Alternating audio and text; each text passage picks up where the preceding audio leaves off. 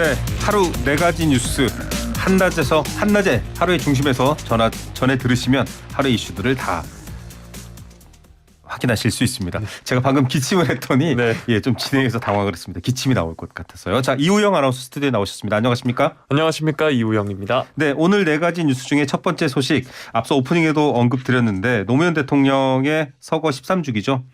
네, 오늘 오후 2시 경남 김해시 진영읍 봉화마을 생태문화공원 잔디동산에서 고 노무현 전 대통령 서거 13주기 추도식이 열립니다. 네. 올해의 추도식의 주제는 나는 깨어있는 강물이다 이건데요.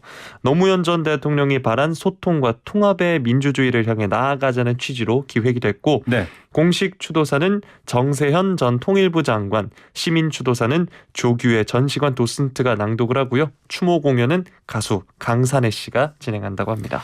예, 지금 정부 관계자들도 그렇고 여야 정치인들도 많이 향하고 있습니다만 눈에 띄는 게 앞서 저희가 인서트에서 들려드렸듯이 현직 대통령으로는 마지막 참석이 이게 2017년 5월이었거든요. 그리고 성공한 대통령이 되어서 돌아오겠다라고 했는데 그 말을 한 주인공 문재인 전 대통령 참석하나요? 했죠, 지금. 네, 이번 추도식에 문재인 전 대통령 그리고 부인 김정숙 여사와 함께 참석을 합니다. 지난 2017년 대통령 취임 직후에 열린 추도식에서 방금 전에 말씀해 주셨던 성공한 대통령이 돼 다시 찾겠다라고 다짐한 지 5년 만에 이번에 참석을 하게 됐습니다. 예, 사실은 성공한 대통령이라는 단어는 퇴임하는 당일 퇴근길에도 시민들과 대화를 하면서 성공한 대통령입니까? 이렇게 묻는 장면이 나옵니다. 자, 그런 얘기인데 야당에서는 당연히 많은 분들이 내려가실 것 같아요. 네, 더불어민주당에선 윤호중, 박지원 공동 비대위원장을 비롯해서 박홍근 원내대표 등 지도부가 총출동하고요. 이 외에도 김동연 경기지사 후보, 이재명 총괄선대위원장, 이낙연 전 국무총리도 봉화마을을 찾는다고 합니다. 네. 아무래도 이제 곧 6월 지방선거를 앞두고 그렇죠. 있지 않습니까? 그런 만큼 이번 추도식이 야권 지지층을 결집하는 계기가 될지도 주목되고 있습니다. 네, 사실은 6월 1일 동시 지방선거 추세를 분석하시는 분들 중에서 노무현 대통령의 추도식이 영향을 미칠 수도 있다 이런 말을 하신 분들이 있어서 오늘 어떤 이벤트, 메시지들이 나오는지도 봐야 될 텐데 여권 역시 마찬가지일 것 같아요. 윤석열 대통령도 선거운동 기간 내내 노무현 대통령 여러 번 언급을 했거든요. 네, 맞습니다. 대통령실과 정부 측에서 지난 금요일부터 주말 동안이죠. 임명이 완료된 한덕수 국무총리를 비롯해서 이상민 행정안전부 장관, 김대기 대통령 비서실장, 이진복 정무수석이 참석한다고 하고요. 국민의힘 지도부 역시 추도식에 자리할 예정입니다. 이준석 국민의힘 대표 그리고 허은하 수석 대변인이 참석한다고 합니다. 윤 대통령은 참석 안 하나요? 네, 다른 일정상 참석을 하지 못하는데요. 오늘 인도태평양 경제 프레임워크 IPEF 출범 고위급 화상회의 등 일정이 있어서 한덕수 총리를 통해서 권양숙 여사를 위로하는 말을 전한다고 밝혔습니다. 예, 알겠습니다. 오는 9월 개관을 앞둔 깨어있는 시민 문화체험 전시관 이게 이제 특별 개방된다고 하네요. 이게 어떤 내용인가요? 이 점은 오늘 개방되는 걸 보고 저희가 알려드릴 수 있을 그렇습니다. 것 같습니다. 알겠습니다. 다음 주제로 넘어가 보죠. 대통령 취임 초기라 워낙 일거수일투족에 대한 관심이 높습니다. 또 거기에 대해서 좀 지양해야 될 보도도 있고 지향해야 될 보도도 있는데 시민들하고 함께 어울려서 문화행사에 참석했는데 이건 좀 보도가 긍정적으로 된 것 같아요. KBS 열린음악회였네요. 네, 열린음악회가 윤석열 정부의 청와대 개방을 기념해서 청와대 대정원 야외 무대에서 어제 7시 30분부터 열렸는데요. 이 보면 청와대 인근에 있는 주민이나 6.25 참전 국가유공자 등 500명도 초청돼서 함께 했고요. 이 청와대에서 열린음악회가 개최되는 게 1995년 5월 이후 27년 만으로 이번이 두 번째라고 합니다. 네, 청와대에서 다양한 행사들이 열렸죠. 또 문재인 대통령, 노무현 대통령 여러분들 계실 때도 열렸었는데 무엇보다 윤석열 대통령 부부가 VIP석이 아니라 좀 시민들 사이에 있어서 화제가 됐던 것 같아요. 네, 맞습니다. 지난 주말 동안 사실 한미 정상회담 일정으로 윤 대통령이 굉장히 바쁘게 보냈는데요. 그 일정을 마치고 배우자 김건희 여사와 함께 참석해서 공연을 지켜봤습니다.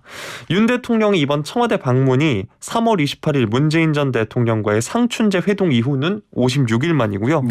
10일 취임 당일 청와대를 국민에게 개방한 뒤로는 첫 방문이라고 합니다. 직접 뭐 메시지나 마이크를 잡고 얘기한 게 있나요? 네, 가수 인순이 씨의 공연이 끝나고 윤 대통령이 이제 조우종 아나운서의 소개로 마이크를 잡았는데요. 네. 이때 김 여사도 함께 일어나서 관객을 향해 고개를 숙여서 인사를 했습니다. 윤 대통령은 5월의 멋진 날 밤에 여러분과 함께 아름다운 음악을 듣게 돼서 너무 기쁘고 행복하다고 했고요. 네. 윤 대통령도 열린음악회 팬이라면서 과거 아내와 함께 스튜디오에서 열린음악회를 보러 가기도 했다 이렇게 말을 했습니다. 예, 열린음악회 굉장히 오래된 프로그램이고요. 과거에 문화공연 행사가 없던 지역에서는 열린음악회가 한번 내려와 주는 것만으로도 정말 주민들이 많이 모였던 지역에 거주했던 제 경험을 토대로 말씀드렸고 열린음악회 대본을 또 아나운서들이 많이 연습한다고요? 저도 아나운서 준비생 시절에 정말 달달 외우듯이 했던 것 같습니다. 예, 그래서 그런지 이번에 이 음악회 또 시청률이 괜찮았네요.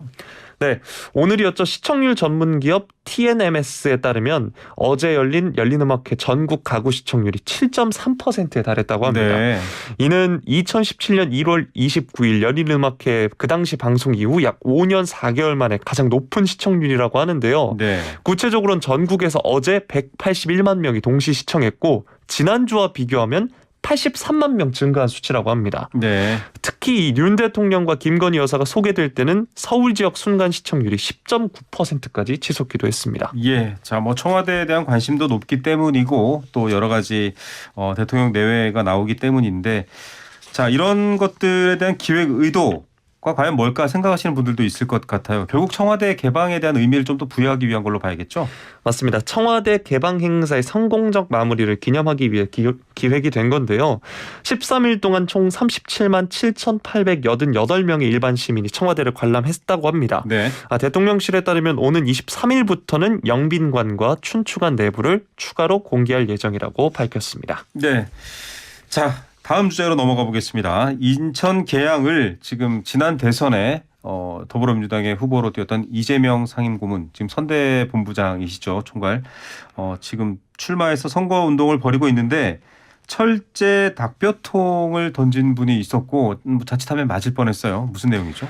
지난 금요일이었죠. 오후 9시 반쯤에 인천 계양구 까치공원 입구 상가 골목을 다니면서 이 이재명 후보가 선거 거리 유세를 했었습니다. 네네. 근데 여기로 이제 철제 닭뼈통, 치킨집에 가시면 많이들 볼 수 있는 네네. 그게 날아왔는데요. 당시 1층 야외 테라스에서 지인들과 술자리를 갔던 중 60대 남성 A씨가 던진 것으로 밝혀졌습니다. 이건 사실은 뭐 정치적인 이유든 뭐든지 간에 타인을 해치는 행동은 더 이상 우리 사회에서 용납하지 않는데 왜 그랬는지 좀 그런 것들이 밝혀졌나요? 네, 경찰 조사에 따르면 A씨는 술을 마시고 있다가 시끄러워서 그릇을 던졌다 이렇게 진술을 했습니다. 네. 조사를 해보니까 A씨는 뭐 특정 정당 소속이나 지지자는 아니었다라고 하고요.